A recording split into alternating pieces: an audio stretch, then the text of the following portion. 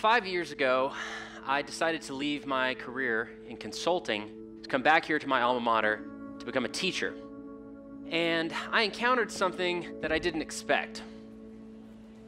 I found out that most of my students suffered from a paralyzing fear of failure.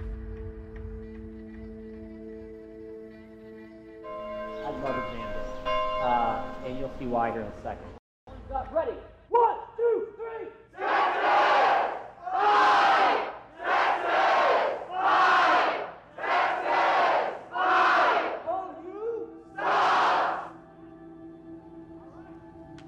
I think failure is awesome. I love failure, and I want all students to be failures. And that freaks them out when they hear that, because when we hear the word failure, we think of it defined, in this catastrophic, everything has gone wrong in your life, and you ultimately are defined by the failure that you have achieved, right? You are the failure because you failed. And I think we've just defined the word wrong. I think that it's incorrect. Just for this one? Yeah, that's good. Right. Yeah. Right, Tuttle Tale, interview with Dean Allard, Sing 1A, Take 1.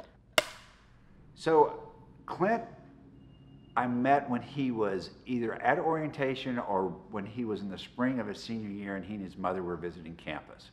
And Clint had this wild hair. It was almost like an afro, but it was really curly sort of stuff. And he wasn't what you would think of your stereotypical business student, not that there's any one type, but it was just, he was always a little off-center, right? Very enthusiastic, even as a freshman, I remember that. He has this creativity side to him that made him stand out from the other students. So you couldn't help but notice Clint as somebody that you wanted to be around, but also that, it's sort of like, where's this guy gonna end up? And it was interesting to see where his career's taken him. I never thought, ever, that he would be a faculty member. No, that was not one of the things, that was not one of the top 10 things I would have thought about what Clint was gonna do. Prison, maybe. No, I'm kidding. So, how did I first notice this? It was definitely the 2 in the morning emails I was getting from students telling me that they were, quote, freaking out. And it was usually for something very minuscule. Am I gonna lose the A? Because if I lose the A, I lose the 4.0. If I lose the 4.0, I lose the internship. If I lose the internship, I'm gonna lose the full-time job. If I lose that full-time job, I'm not gonna be happy. So this exam is gonna determine my happiness 20 years from now. And I would say, calm down, it's gonna be okay. He's like super driven on the learning aspect. So like he tells the student, you probably remember this, like don't care about the grade, like it's all gonna be okay. But yeah, so like he just like really drives in the learning point, and I think that's like a really big game changer for a lot of students, because I know for me I was like, whoa, like my teacher has never been like focused on the learning and like the grade will come, or like don't worry about the grade, because like as like a college student, like most of the time, like you're worried about what grade you're getting in a class because you need a certain GPA to do this, do that, and Clint just like throws that out the window, and he's like, no, like you're not allowed to worry about that in the class. His students, I think he really cares about that they're happy, about their well-being. If he had a student who, I think it's interesting that a lot of the people who, they just take the MIS course for business foundations with him, yet they see guidance from him regardless of what they're doing, which I think is pretty cool. A lot of times, you would think that these aren't really his students. They're not, MIS majors. However, he really cares about everyone who he comes in contact with. He's doing a lot, with the business school, to where he wants to kind of stress this thing where it's not about how much money you're making, but it's about your overall happiness, which I think is really cool, and just kind of how he cares about his students and really interacts with his students, finds ways to connect with his students and everything like that. As soon as the semester's over, you forget everything. So the one thing that they're going to remember is the last lecture. We do an exercise called the driver's exercise, and it's where they basically assess of the 6 things that a career can provide for you. How well known is the brand of the company, or how much do they pay you, or the people that you work with, or the work-life balance, or how much do you love the actual job you do. There's all these different things. As I make them go through and rank them from 1 to 6, what you find is that students don't all pick the same thing. It's not just money, and it's not just work-life balance. It's a mix. So that driver's exercise and the song are like the 2 big things about the last lecture that I really want to do. And I find that the students reach back to me. They always they ask me to send the driver's exercise to them again because they need to do it. And then, of course, they remember the song. All through my city, all through my home, flying up into the sky.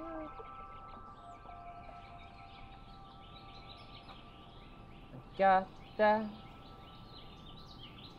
So then, let's see, I got that. Because the whole point is like to pick a song that everybody is hearing all the time. So then when they hear the song, they're not going to be able to think of anything but the Excel lyrics. So then I always try to like think about like, all right, how do I apply this to a student? So the song I started doing was like, so like, I got this spreadsheet and I'm on my own. Gotta get the numbers crunched. Gotta get the numbers crunched before tomorrow morn. Something like that. The one thing I had thought about was like, because it's a music video and everybody's like, you know, somebody was like, oh, I wanted you to do a live song, which I don't know why. Maybe it's just more fun. So I could always do the song that which is like the Fresh Prince of Bel-Air, which I always just did. That was my very first song that I ever sang in front of the class. So, you know, at the end, we could always do that, you know, show the video and then just be like, all right, you know, let's do one live song just so that everybody gets to say that, you know, and then we can do a sing-along.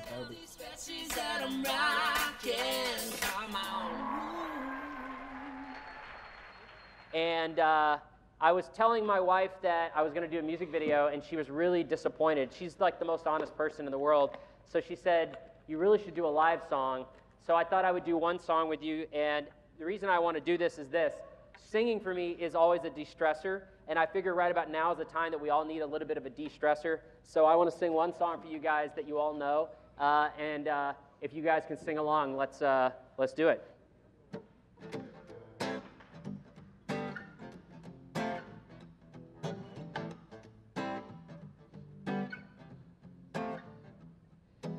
This is a story all about how my life got flipped right upside down, and I'd like to take a minute just to sit right there. I'll tell you how I became the prince of a town called...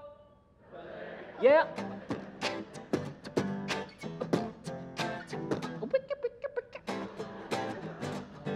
Here we go, come on. Sing. In West Philadelphia, born and raised, on the playgrounds where I spent most of my days, chilling out, maxing, relaxing. Now when I was shooting some b-ball up by the school, when a couple of guys, they were up to no good, started making trouble in my neighborhood. I got in one little fight and my mom got scared, said you're moving with your auntie and uncle in Bel Air. I whistled for a cab, and when it came near, the license plate said fresh and it had dice in the mirror. If anything, I could say this cab was rare, but I said no, forget it. No. If anything, I could say this cab was rare, but I said no, forget it. Yo, Holmes, come on. We need to stop saying that failure is not an option. That makes sense if it's halftime and you're down by 7 points and you need a motivator, but that is not realistic. Failure is an option. So that's what I'm trying to get through to students, and I think if we can get people to see that, the amount of anxiety that students feel in college will go down. Because I think that's another epidemic that's happening. It's just the amount of anxiety that happens in college is so immense, and it's sad. And students need to know that, hey, it's going to be okay.